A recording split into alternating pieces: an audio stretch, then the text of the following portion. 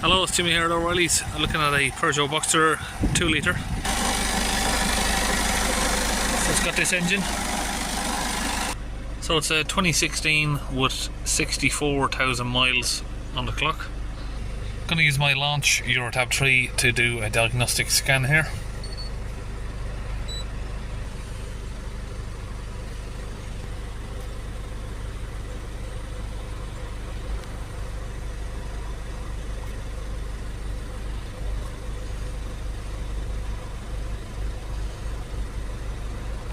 Check the ECM.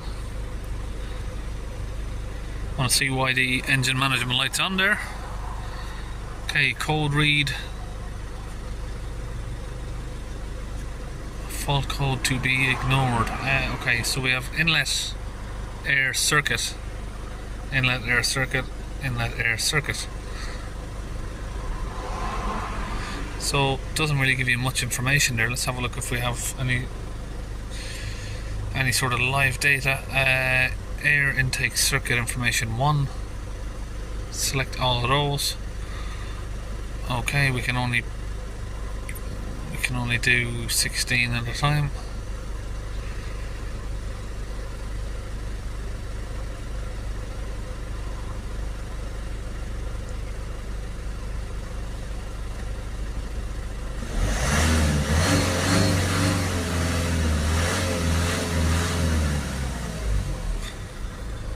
So, position of the air mixer, let's see if that moves as we turn it off. Yeah.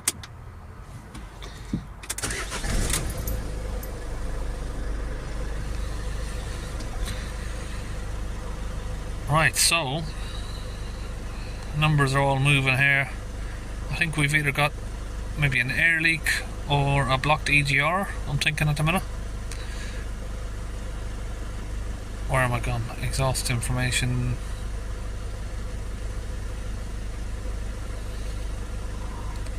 Air intake 2.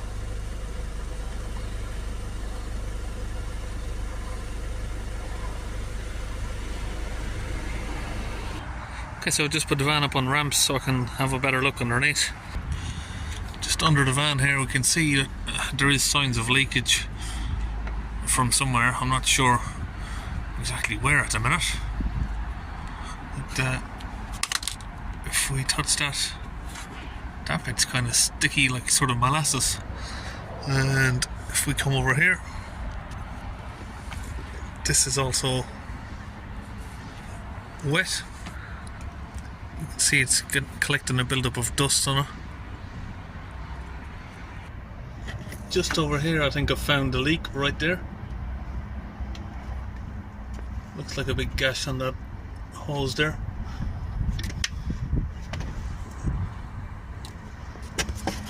So right about there basically. Okay, if we look down here we have the boost pipe here. It's on some clips that look like they're not reusable. Doesn't look like they can come back off without cutting them. So might have to cut those off and replace them with a standard Jubilee clip. So I've got a little tool here with a cutting disc on it. Gonna get that down there. Just under the van here. Take off this 10mm bolt so we can move the boost pipe, and now we should be able to just pull it away from the hose there. Disconnect it up there like that. Okay, so I've cut those clips off. Made a slight little mark there on it, but I'm gonna see if we can. Obviously what I normally have to do is go and get this tube, but obviously these tubes are not going to be available just off the shelf. It's going to have to be ordered from Peugeot, and this van is coming a couple of hours to see me, so I'm going to see if we can do some sort of temporary fix on it. Now there is the gash. Let's see if we can get that fixed up. So just give it a clean up with some brake cleaner. Just let that dry off. So temporarily I'm just going to put some glue on that That glue I have tested before, it does work, it will hold it. Now I've just wrapped that in some duct tape because these pipes do expand as you put pressure on them, so I don't want it to expand too much and burst the rip again. So that'll do temporarily until we can get a new hose, and then customer will be back to have it fitted. Okay, put that new pipe on there, a couple of Jubilee clips on it just temporarily till we can order a new pipe. Okay, back in the van, I've just started it up now. I'm not sure why the engine light's gone off. I don't remember clearing the fault code. Maybe I have, I'm not sure. Let's have a look on the live data what we were looking at. Well, back. No, the fault codes are still here, so I'm not sure why the engine management light's gone off. Okay, so I am going to clear these codes. Engine off, and we'll do that again. I'm going to hold it at 3000 RPM and check out the DPF. 55 millibars, absolutely perfect. 5 millibars at idle. So a little test drive, we can see we have full boost back. So that's all good, so test drive worked out okay, boost is holding, engine management light is staying off. Also just having a little chat with a customer here, he's already changed this MAF sensor for the fault, and you know, sometimes you got to be skeptical, is it the word, of what some customers say. You know, people, like I meant to mention in a few videos before, customers say, oh, I've had this, loads of mechanics look at it, and if you question them, you'll probably find out that some of these mechanics they're talking about is their mate or their uncle who knows a little bit about cars, and that's probably why I'm seeing so many of these issues come to me.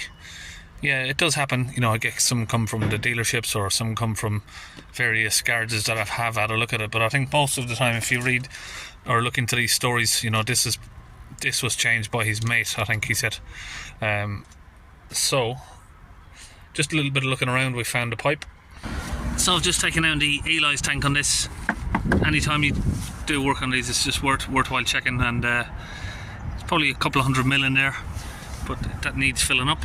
So with a pair of these fuel line pliers, I've disconnected here and there, and I've also disconnected this one. So we're going to get it filled up. So I'm going to gravity feed that fluid down into the tank there. I'm going to put 2 litres into it.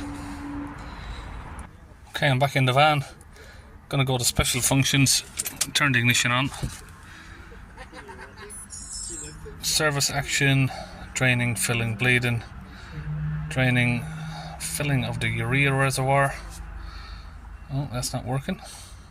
Let's just see if we do that one as well. Let's come back. If that don't work, we'll just do it as a spare part. Work on the emissions, reservoir replacement.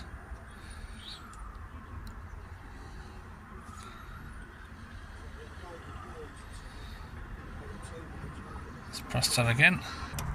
Then when it's working there, you'll hear the pump ticking. That'll tick for about 10 minutes. So that's it, we're just about finished on that. We'll exit the diagnostic. So that's it, we've done like a temporary repair there on the hose pipe there, boost pipe. And we will hopefully get it back to do a proper repair on it once the pipe is available. So that's it, I'll see you on the next video.